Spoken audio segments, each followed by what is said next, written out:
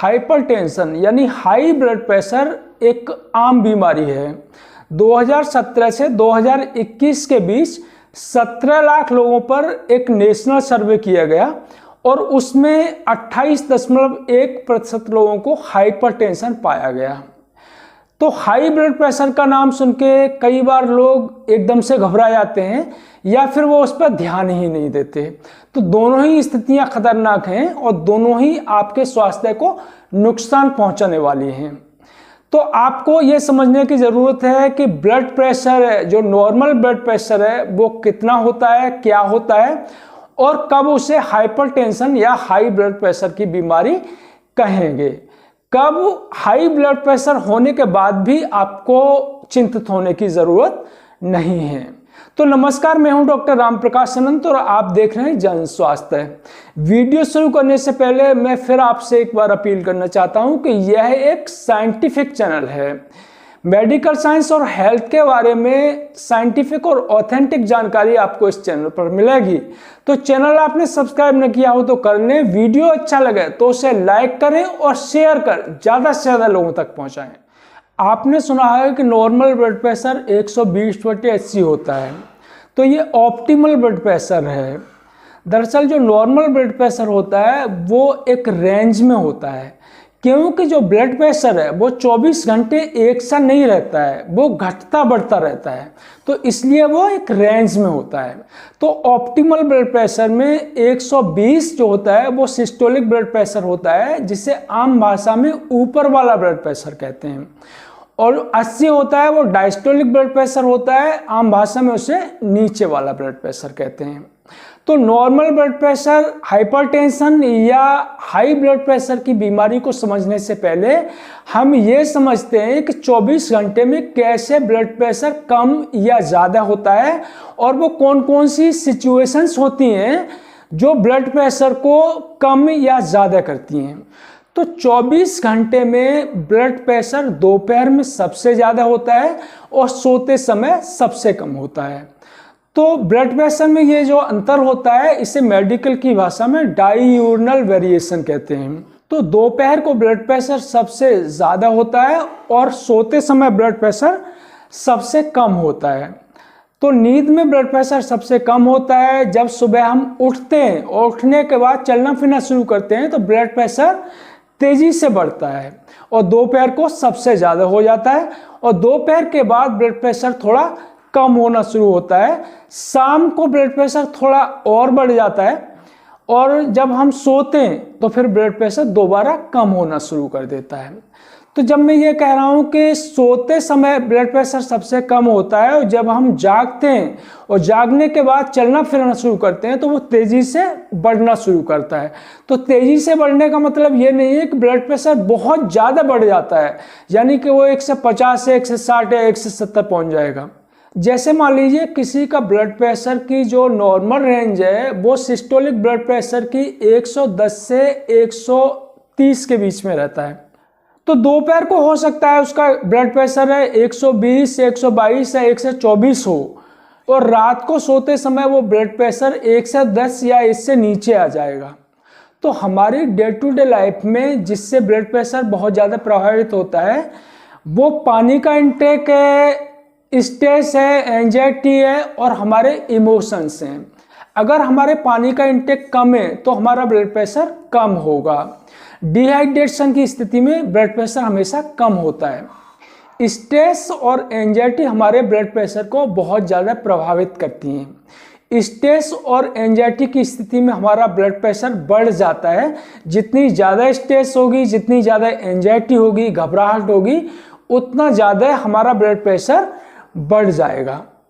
हमारे इमोशंस होते हैं उनसे हमारा ब्लड प्रेशर बहुत प्रभावित होता है। जैसे किसी व्यक्ति को अचानक बहुत तेज गुस्सा आता है तो उसका ब्लड प्रेशर बहुत ज़्यादा बढ़ सकता है। तो अब हम समझते हैं कि नॉर्मल ब्लड प्रेशर कितना होता है और कितना ब्लड प्रेशर बढ़ने पर उसे हाइपरटेंशन या हाई ब्लड प्रेशर की बीमारी कहेंगे। तो नॉर्मल ब्लड प्रेशर एक रेंज में होता है। जैसे सिस्टोलिक ब्लड प्रेशर है वो 110 से 130 के बीच में और डायस्टोलिक ब्लड प्रेशर 70 से 85 के बीच में, तो वो नॉर्मल ब्लड प्रेशर है। अगर सिस्टोलिक ब्लड प्रेशर 130 से ज़्यादा और 140 से कम और डायस्टोलिक ब्लड प्रेशर 85 से ज़्यादा और 90 से कम रहता है तो WHO इसे हाई नॉर्मल कहता है।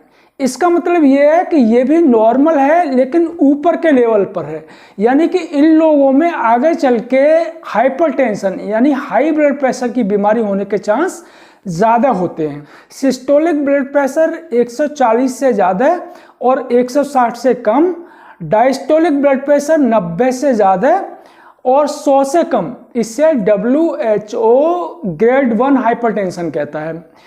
सिस्टोलिक ब्लड प्रेशर 160 से ज़्यादा और 180 से कम और डायस्टोलिक ब्लड प्रेशर 100 से ज़्यादा और 1 से 10 से कम, इसको ग्रेड 2 हाइपरटेंशन कहता है। और सिस्टोलिक ब्लड प्रेशर 180 से ज़्यादा और डायस्टोलिक ब्लड प्रेशर 1 से 10 से ज़्यादा, इसको ग्रेड 3 हाइपरटेंशन WHO मानता है। तो ये हाइपरटेंशन यानी हाई ब्लड प्रेशर की डेफिनेशन है, परिभाषा है। यानी कि हाइपरटेंशन तब कहेंगे जब 140 से ज़्यादा सिस्टोलिक ब्लड प्रेशर और 90 से ज़्यादा डायस्टोलिक ब्लड प्रेशर है। लेकिन जैसा कि मैंने अभी बताया था कि कई सारी सिचुएशंस हैं जो हमारे ब्लड प्रेशर को बढ़ा देती हैं और 24 घंटे में भी ब्लड प्रेशर हमेशा एक सा नहीं होता है।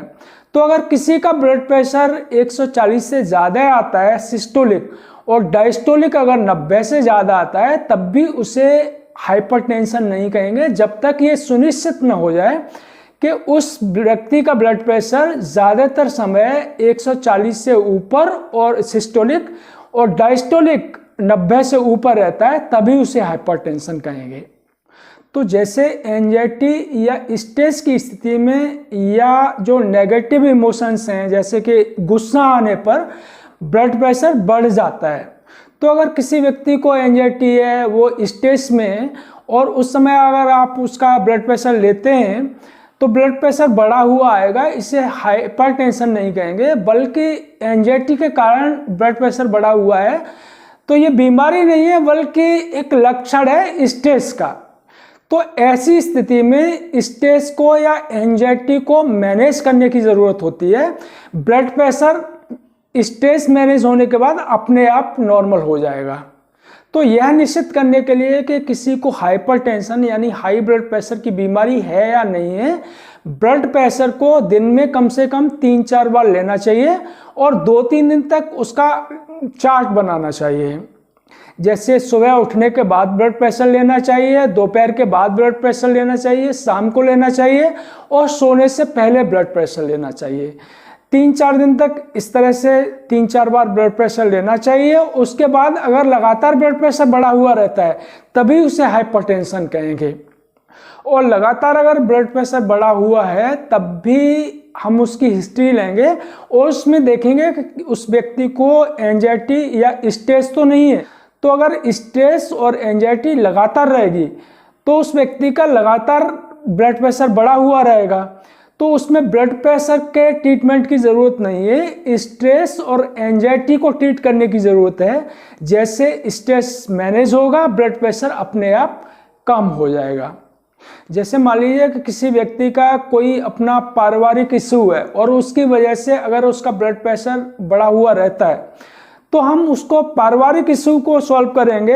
अगर उसकी वजह से उसे नींद नहीं आ रही है तो उसे नींद के लिए हम एंटी एंजाइटी टैबलेट हैं वो देंगे जिससे उसे ठीक तरीके से नींद आए और उसके बाद उसका ब्लड प्रेशर कम होगा। उसके साथ ही साथ हम उसकी स्ट्रेस के लिए, उसकी एंजाइटी के लिए उसकी काउंसलिंग करेंगे और इस तरह से अगर हम स्ट्रेस को मैनेज कर लेते हैं तो ब्लड प्रेशर अपने आप कम हो जाएगा।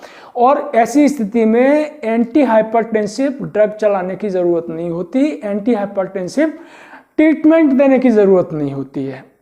तो उम्मीद है कि वीडियो आपको अच्छा लगा होगा, आप ब्लड प्रेशर के बारे में ठीक से समझ गए होंगे कि हमारा नॉर्मल ब्लड प्रेशर कितना होता है।